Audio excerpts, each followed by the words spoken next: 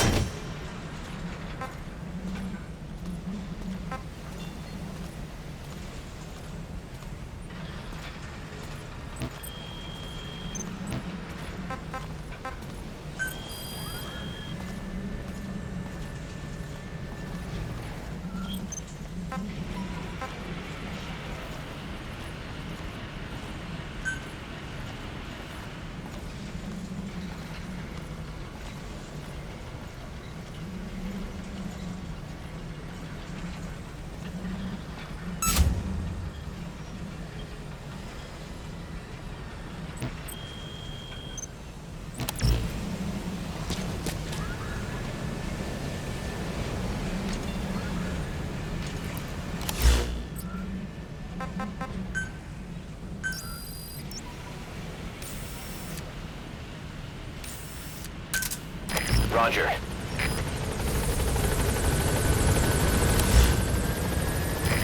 This is B-Quad. Arriving shortly at LZ.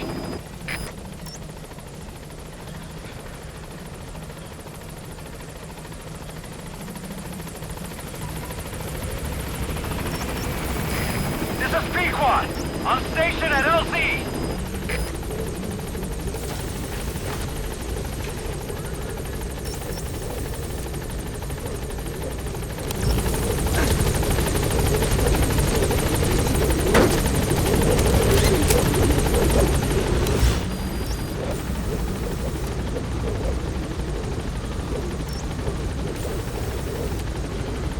Departing.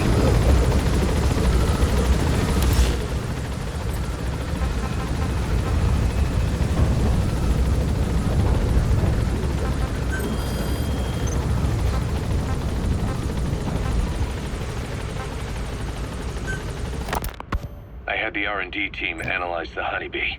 How? The CIA wanted it with everything intact. They took it apart to look at it. Then they put it back together. Everything intact. That's the R&D boys, all right. Turns out the honeybee's homing capabilities are a cut above previous manpads. It can detect a broad range of infrared wavelengths, and even ultraviolet for supplementary guidance. Hence the name, huh? Right. Honeybees rely on UV light to fly. With this device, flares don't do the target any good. That's why the Soviets are losing so many gunships. And why the CIA was so desperate to get it back. It wasn't just about preventing the Soviets from devising countermeasures. What if the likes of Iran got their hands on it? American aircraft would be put at risk too. We can use this tech to develop our own portable missile. That'll give us a huge advantage. It'll take a little time before the analysis results can be applied to actual implementation. But we'll keep moving with the research.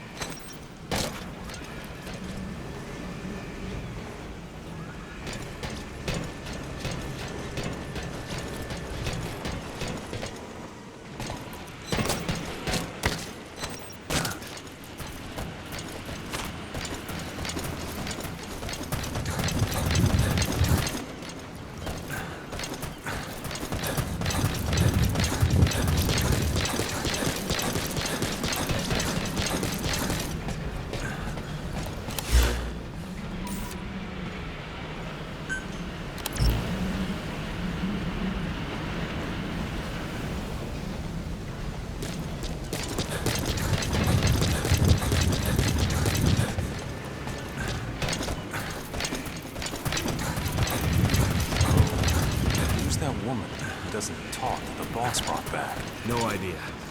I wonder if she's even human. You... what? Come on. If she isn't human, what is she? Alien? Some kind of bioroid? I don't know. The way she moves, disappears. I can't count anything out. Give me a break. It's public technology. Such things as miracles and supernatural. Cutting-edge technology.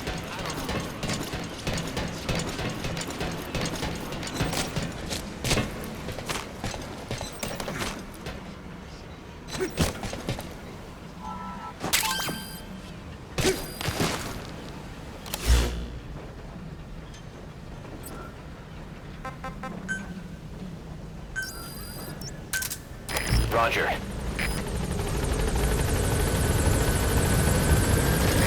This is B-Quad. Arriving shortly at LZ.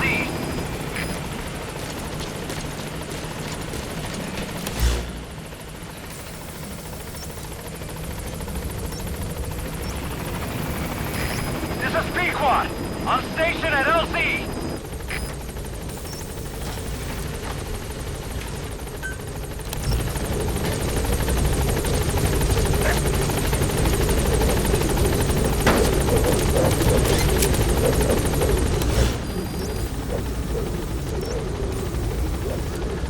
Departing.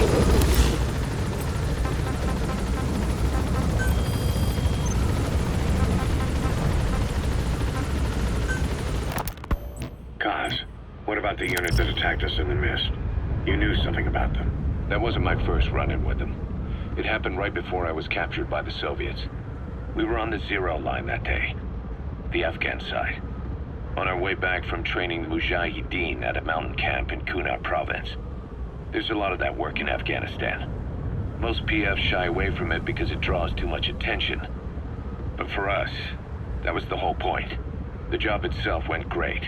We just had to make it back to a tribal area in Pakistan. But all of a sudden, visibility got real bad. It was no sandstorm.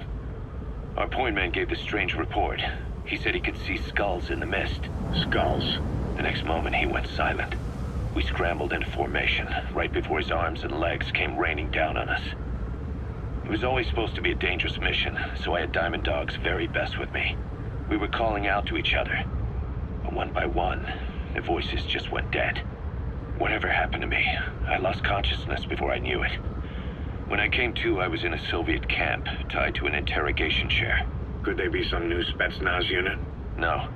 The ones that interrogated me were just the average rank and file. Whatever group attacked us, the way they moved was just insane. And that mist, appearing out of nowhere. The Soviets don't have tech like that. If they did, Ocelot would have heard about it. I doubt the West does either. Otherwise, the folks at Langley would be sleeping a lot easier. Why'd they come after you? Wish I knew. I'm the only one who survived. Though I don't think they planned it that way. If I was their target, they wouldn't have just handed me over to the 40th Army. Whatever the case, we need to watch our step until we know who they really are. And boss, if you ever do run into them again, don't try to take them on. You just get the hell out of there. When I first started dealing with Zero, with Cypher, it was a somewhat parasitic relationship, though a mutually beneficial one. Cypher had no army of their own, so they wanted us. They wanted our strength. They approached me as a potential business partner. But they had other motives. Cypher coaxed us into Central America, into that US-Soviet proxy war, to fuel Mother Base's growth. Once we were big enough, they'd force us to join them. That was the plan. That's why they had Paz, still Zeke. Right. And if we refused, she would use Zeke to fire a nuke from Mother Base. The world would consider us a liability. Countries would unite to destroy us. We stopped the launch. And yet they still took us down. Through that fake inspection they orchestrated to cover up their sabotage. That power Cypher wanted. We don't have it anymore. So why are they still after you? Is it just the fear of leaving you alive? I don't know. Was Zero really... All I know is the man I knew wouldn't want this. What do you mean? We have to consider that it might not be Zero we're dealing with. We know virtually nothing about Cypher anymore. How big they've gotten, what they want, or even who they really are. The new mother base started out as a test drilling rig operated by a mineral resources supplier, but their project fell through. The Seychelles government was happy to hand the place over to us. It was just scrap on stilts. So with a few dummy construction companies set up as fronts, we started renovating the half-finished rig. From the outside, it looked like the project was back on rails. Kaz, you... What? I see what you're doing. Recreating the mother base we had 9 years ago. Only this time. That's right. The mother base Cypher thought they destroyed will return from the grave to kill them. We'll prove to the world that we were the victors. And if we lose again? They can't fool us the same way twice. Now our enemies are in plain sight. And when our organization gets too big, we split it across companies. Any company that draws attention gets liquidated, and its capital is back-channeled into a new company. Most PFs are small-time operations anyway. And in this business, the minnows go bankrupt all the time. We've never aroused suspicion. Plus, we have Hewick. Hewick?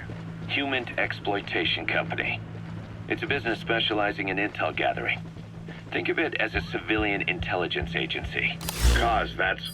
Remember what they were trying to accomplish at the prison facility in Cuba? That gave me the idea. We dispatch moles into conflict zones around the world, and each sets up an intel network on site. Then they stay in place to give us stable points of contact when other nations intervene in the conflicts. Hewick's strength is that it has a cutout at each level. You get your job from one guy, then you hand it off to another. No one has direct access. It's a perfect black box. Hewick members also work their way into the superpowers intelligence agencies to make sure Diamond Dogs gets work. We have those countries by the balls. That's our deterrent when we need it. Networking. In the intelligence community? Sure, that's how we've grown this far. And when you go out on missions, intel from Hewick will be there to back you up. But despite all that, Cypher has its eyes on us. The only reason I'm not dead is that they needed to know where you were. Figured if you woke up, I'd go straight to you. That's why you made that ruckus at the Zero Line. Yeah, to make their own surveillance work against them. I think it took some of the heat off Cyprus. Kaz. Then I just had to wait for you to save me. Roger. I've gotten used to waiting. Kaz. That's not all.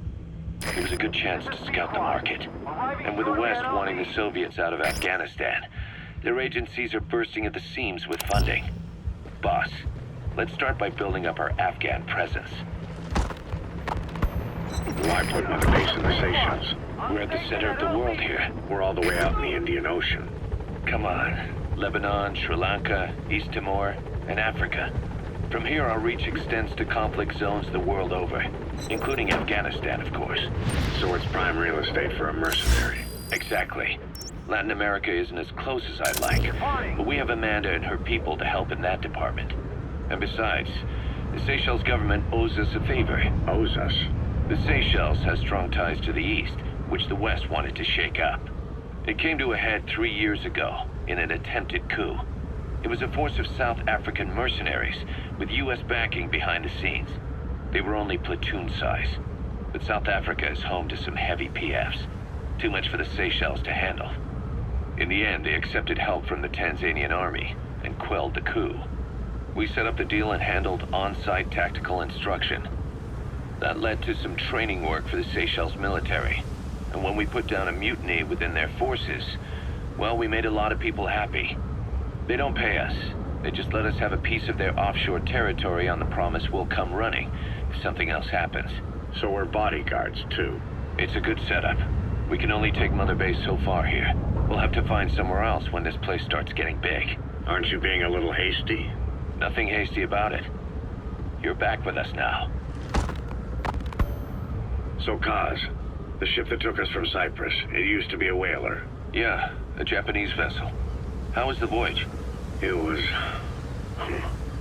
stimulating. Well, she was part of a whaling fleet up until a few years ago. Her displacement isn't anything to write home about, but she can really move. She still had plenty of life left in her, but then the work dried up. Global opposition to whaling has been mounting for years. Is that right? The push to ban it has been gaining traction for a little over a decade. Individual species came under protection as the years went on. And then 2 years ago, the IWC adopted a moratorium on commercial whaling. Several countries, including Japan, fought it to the bitter end. But eventually, most whaling companies had no choice but to throw in the towel. You ever tried whale snake? Can't say that I have. When I was a kid in Japan, practically everybody ate it. That good, huh? The country was poor in those days, and whale was cheap. International opinions changed since then. In any case, that's why we were able to get a bargain price on the ship. Of course, we did end up spending 5 times the purchase price in modifications. We had to really work to fit in all the ESM and communications gear while keeping the whaler look intact. Right now, she's going around conducting SIGINT missions. In the future, we plan to use her as a communications relay base between you and Mother Base, and also as a chopper resupply vessel. Diamond dogs. The word diamond originally comes from the Greek adamas. It means indomitable, unyielding. Other words for the stones often mean eternal bond, fortitude, or purity. The same is true of the Star of Bethlehem flowers you laid on the boss's grave. They represent innocence, as well as chastity, yielding to no man while maintaining one's virtue. In other words, staying loyal to something. We're here for you.